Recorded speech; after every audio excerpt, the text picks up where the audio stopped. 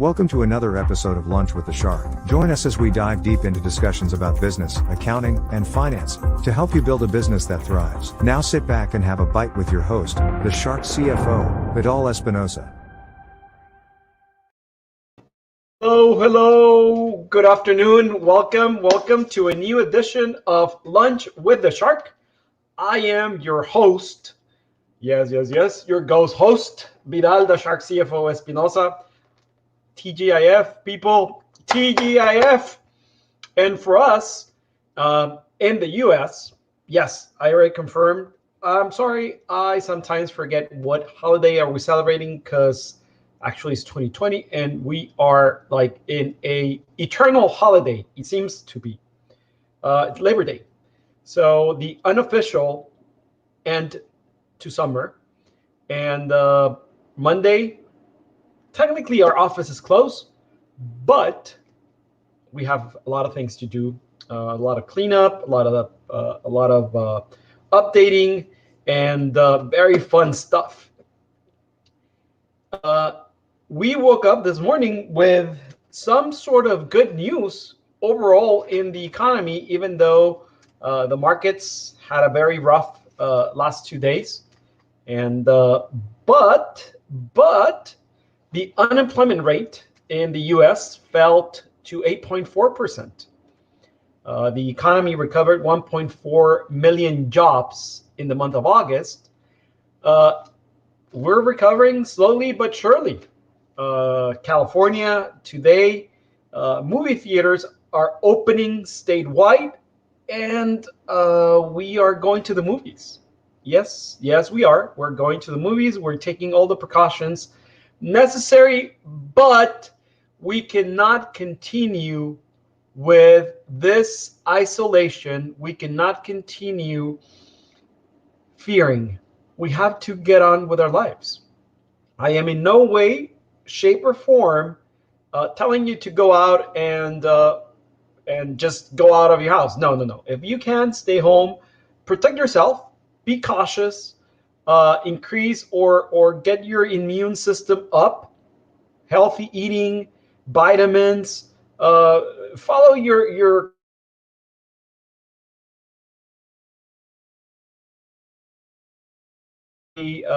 mask is going to protect you. Use it. If you don't, it's up to you.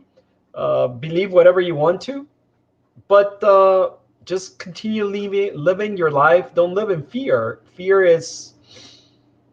is not good. Fear holds us back, and fear, it's only our stupid beliefs.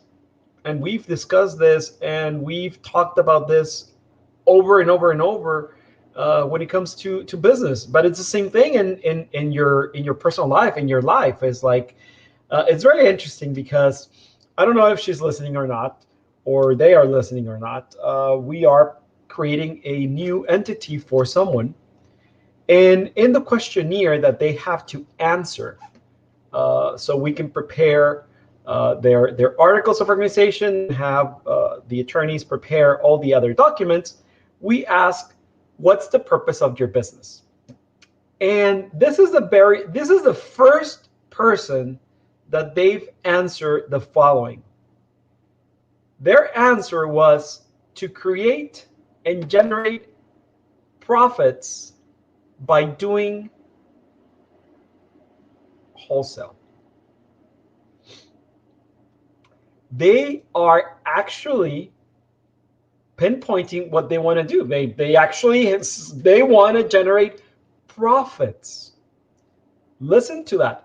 Profits, not revenue. They don't want to do a shitload of sales. They don't want to sell a shitload of pallets. They want to generate profits through wholesale to increase their giving. It's not a nonprofit, okay? It's not a nonprofit. And prior to them sending me this questionnaire, I actually had a very short conversation with one of the owners. And she's like, oh, do you know what? I'm so sorry. I'm very, very busy in my job. And I haven't had the opportunity to send you your documents. And the first thing I ask her is like, what's your focus? What's your focus? Because if you're focused in your job, you're going to fail in your business. What's your focus? I think she understood. And I am very excited for us to being selected as their advisors and as their accounting firm, because that shows that they want to grow. And that's what we want. We want them to grow, because if they grow, who grows? We grow. That creates raving fans. We spoke about that yesterday. Raving fans. We have some raving fans that don't like us, and that's great. I super grateful for them. Really, trust me, because they have made us grown. They have made us better, because they don't like us for a reason, and we might know that reason, or we actually asked the reason, and we've changed. We need to thank them. We are super grateful to them. And on the other hand, we are extremely grateful also for the raving fans that always are complimenting, are always saying you're doing a great job. Thank you for this. Thank you for that. You save us money. You save this. Da, da, da, da, da, da, da. Those are like, you know what? You need to be super humble and grateful for them. But the only thing you're doing is you're just doing your job. You're just doing your job. People that like pats in the back, or like every time that you do something, you need a pat in the back. Great. Yes, yes. Kudos to you. But isn't that why we're paying you? Isn't that why they are paying us for? To keep them protected, to keep them current, to keep them compliant, to give them their numbers, and so forth and so on. That's my job. That's my responsibility. That's my duty. But I'm really, really thankful and grateful for those compliments, which in turn takes us to today's topic, continuing with our trend of business delivery, customer service. If a customer gives you a compliment, it's because you're delivering. It's because you're doing what you were hired to do in the very first place. Also, you are meeting their expectations. You're not supposed to just meet them. You are supposed to surpass them. And let me rephrase that. You are not supposed to surpass them. You are obligated to surpass them. If you want to continue in business, if you want to be a business role model in your industry, you need to surpass them. There's actually studies out there that say that if you want to become the expert, the leader to go to in your industry, the only thing you need to do, and this is ridiculous, okay? The only thing you need to do is you need to study, read, analyze for 3 years, 15 minutes more than anybody else.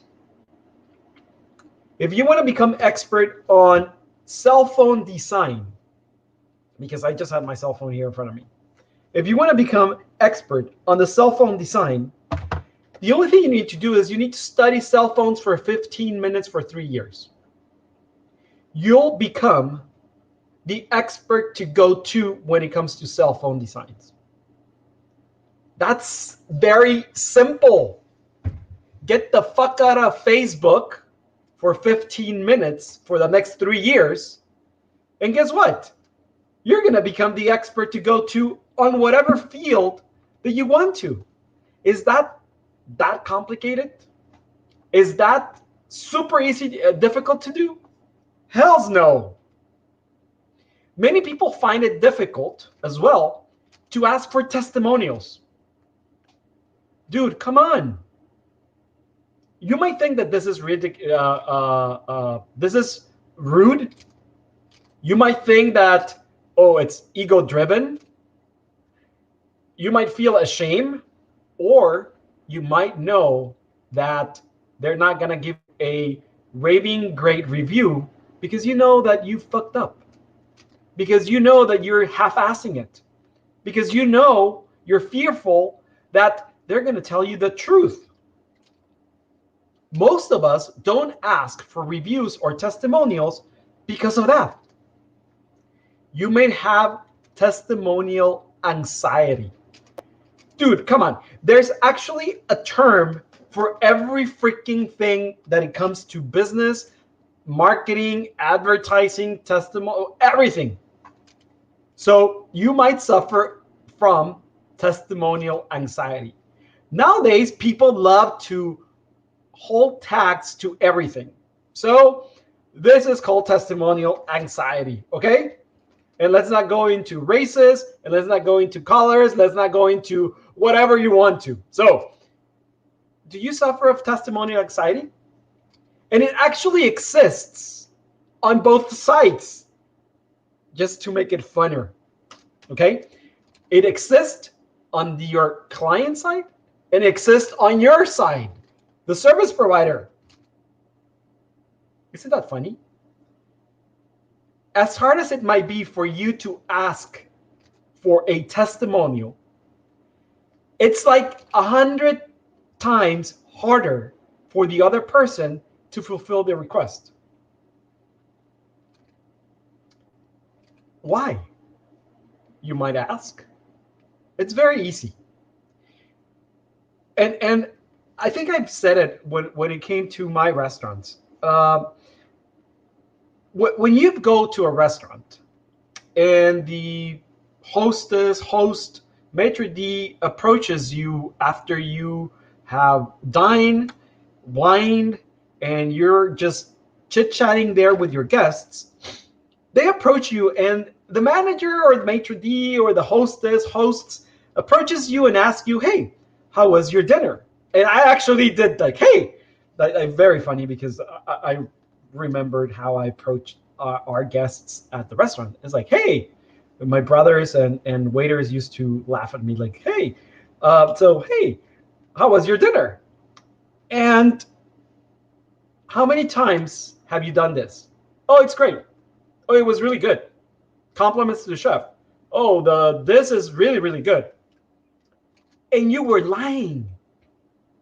You were lying because you wanted it to seem like you enjoyed everything. I would actually ask them, really, like, do you really enjoyed it? Do you really liked it? And then I opened the door with an invitation not to come back. Obviously, that was at the end, and say, hey, I hope you see you again.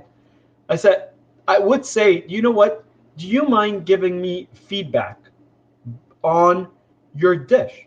What would you change? What would you have done differently? What you would have expected differently? Did we meet your expectations? People who ask the right questions get the right answers. People who ask the right questions get the right answers. As a business owner, you should be proud to ask for testimonials and not shy away from them. It is a great way to find out what people are thinking about your business. Whether it's a good or bad, it gives you an honest look at how you are doing. Don't be afraid of asking for testimonials. If you are afraid, it's because deep down you know that you're half-assing it. That's simple. Isn't it? Not because like you're embarrassed or like you're shy, you're introvert. Fuck that. You know that you're not doing a great job. You know that you're not excelling at what you're doing, at what you're offering, at what you're saying that you're capable of doing. Here are some easy tricks to ask people for testimonial. The first one is choose the right timing. When it's the right timing to ask for a testimonial. The best time to ask for a testimonial is if you're over-delivered value. Like when you know that you did a great job and like you saving $1 million in their taxes. Ask for a testimonial right there. If you're offering a service or product that truly solves their problem, provides stellar customer service, and making customers feel like you're there for them. You are there for them.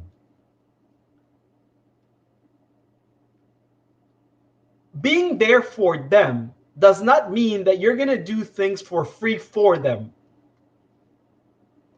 They need to understand, or their belief, it's incorrect. You're there to provide a service, not a free service. If somebody else provides free service, let them go with them. Value your time as well. Value your service. Value your knowledge. Remember, you're not a commodity. If they think that's very easy and you did not satisfy them because they were expecting it for free, then not adding value. Okay? At that point in time, they're usually super happy to give you a testimonial. Also, when they just got onboarded, the moment they say, we're going with you, that's the precise moment also for you to ask them for a testimonial. Give customers a reason to say yes. You can actually incentivize your client with a discount on your services, an entry into a drawing, or some other tangible assets to encourage them to provide the testimonial. This is not bribing. Listen, this is not bribing. We all need testimonials for our web pages, social media, yada, yada, yada, right? You need to get them. So just incentivize them with a raffle for $100, an Amazon gift card, a dinner, whatever. Okay? But just give them a reason. Have reciprocity. Like they're investing some of their time. Like you could invest $120, $30, like whatever you think that testimonial is worth.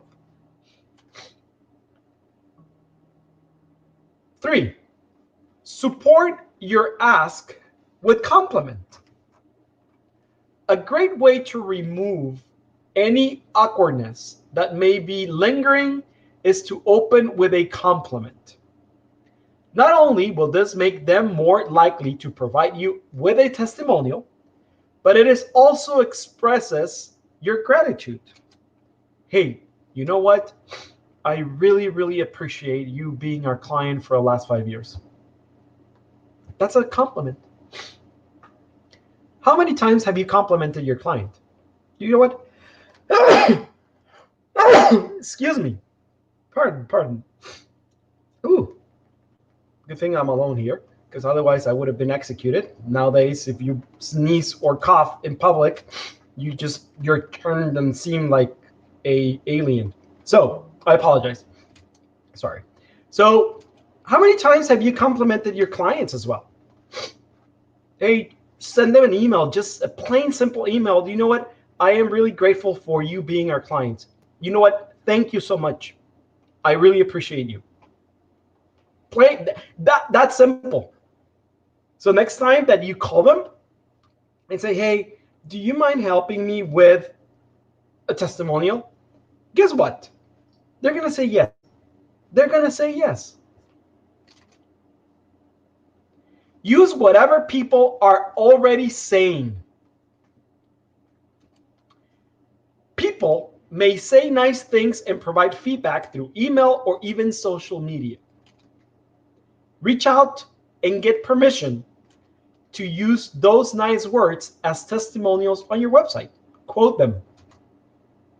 The key to this method is to make sure that you receive permission from the person who wrote the comment that you like to use. Remember, and this is sort of a catch-22 chingadera here. It's on social media, it's public domain. Well, yes, it's public, but if you're going to use it in advertising, marketing, which is your social media and your web page, you actually need to ask permission. It's better for you to say, hey, so forth and so on. Would you, can you let me use your name with your quote about my service? And that opens the door for them to say, yes, but let me do, you know what? I'll write you a testimonial. You might be asking indirectly for that testimonial, for that raving review. Remember, we need to create raving clients, raving customers. Do you know that we have a client that it's a really friend of ours, that they've been with us for 24 years? Do you have customers that have been with you for 24 years? 24 years, yes. Paying client for the last 24 years. He has sent us X number of clients over the years. Anytime he can, he talks about us. My accountant, it's great. My accountant does this, blah, blah, blah, blah, blah. I know there might be other ex-clients that might say, oh, you are not really good. You fucked up. We might have fucked up. We're humans. We've learned. We've learned not to fuck up where we fucked up. But also we have other clients that have left, ex-clients that left because we are too expensive for them. They think we are going to give them free stuff. I have a comment. I have actually a story about that. When I was opening my restaurant in Tijuana, we were actually negotiating the lease, and in the lease negotiation, the landlord representative, they came to us with the agreement, the rent agreement. We read it and we say, yeah, we're going to sign. This is the deposit. This is the monthly rent, blah, blah, blah, blah. And he said, the representative to the landlord, he said, you know what? The landlord has one request, that once a month, him and his family can go eat for free at your restaurant. And I said, you know what? If that is going to be an issue, that we might not get the place, then I am willing to risk it. No one in my restaurant eats for free. I said, so what you can do to ask the landlord is that if he wants one dinner a month for him and his family for free, I am going to ask from him 3 days for free rent. Guess what happened? Guess what happened? Do you think I got 3 days for free of rent? Do you think he got free dinner once a month for him and his family at my restaurant? No. You charged me, I charged you.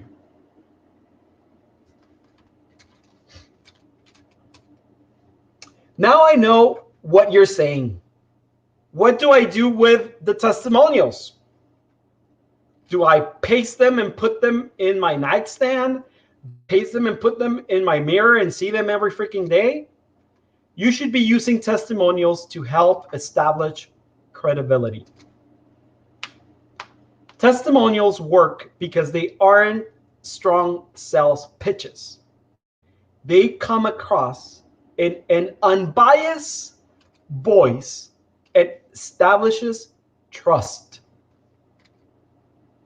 You're using real people to show success in your product or services. So here are 4 effective how to use effectively your testimonials for more sales. And let me tell you one thing. Bad testimonials are as great as good testimonials. Okay? They are also really, really, really powerful and great, because it gives you the opportunity for you to accept what they're saying with grace and actually promote your product. If you get upset over a bad testimonial, you lose. And let me tell you an example. A couple of days ago, I actually follow a restaurant on Instagram. They have good food. Not really good food. They have good food, Mexican food.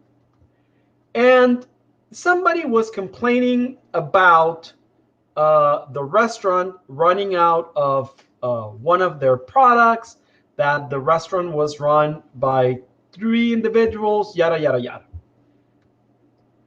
I know the owner, and the owner replied under the racist flag, under the, oh, you are attacking a minority restaurant, you're racist, blah, blah, blah, blah, blah. Dude, that's not the way to reply to a feedback, to a negative post. That is wrong public relations. People applauded her. That's wrong. Don't fall for those traps. That is wrong. I'm never going to patronize that restaurant again. They're just after your money.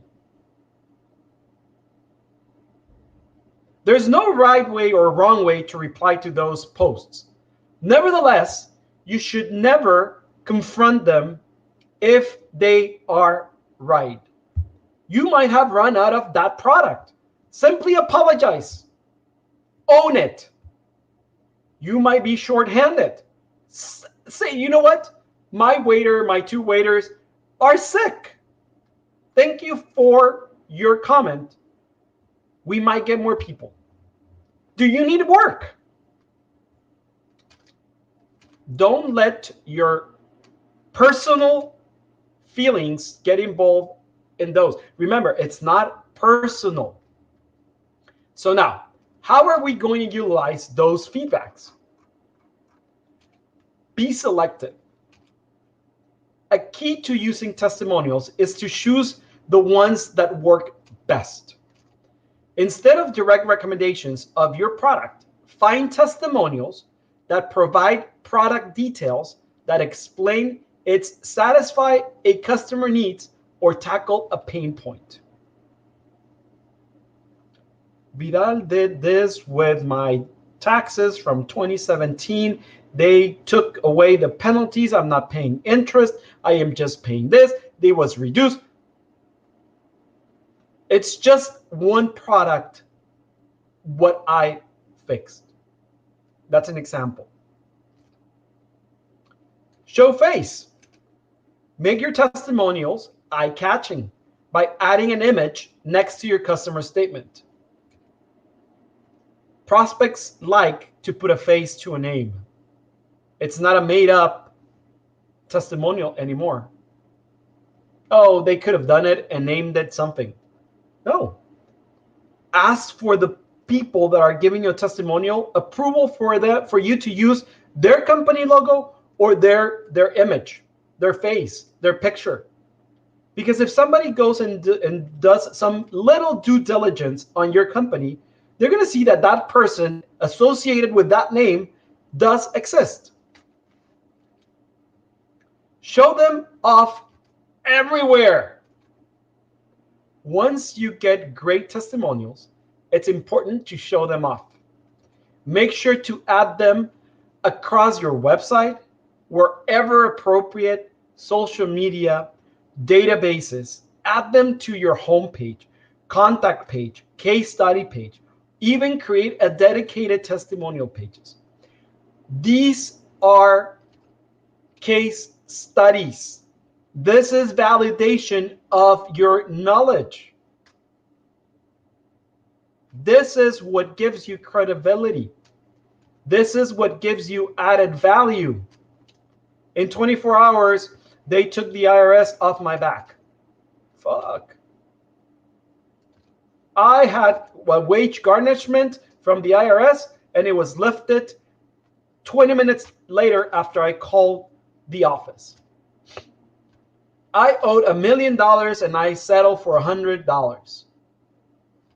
That's a very special case. Don't try to, really. That's a very special case. Never, never, ever, ever fake it.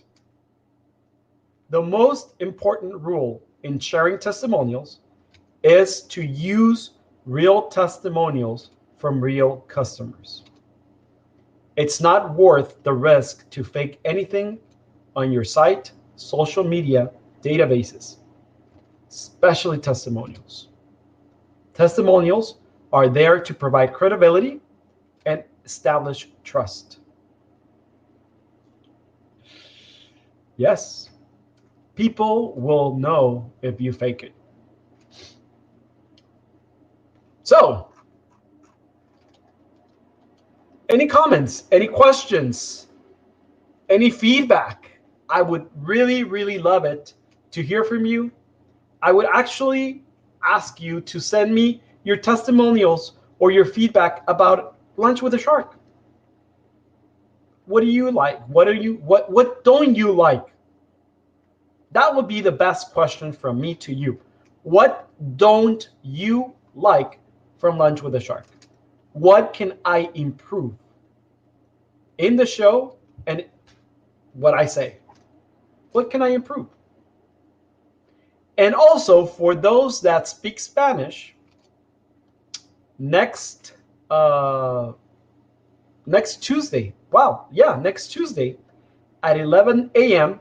Pacific Standard Time, going to have a webinar. Yes, very interesting webinar.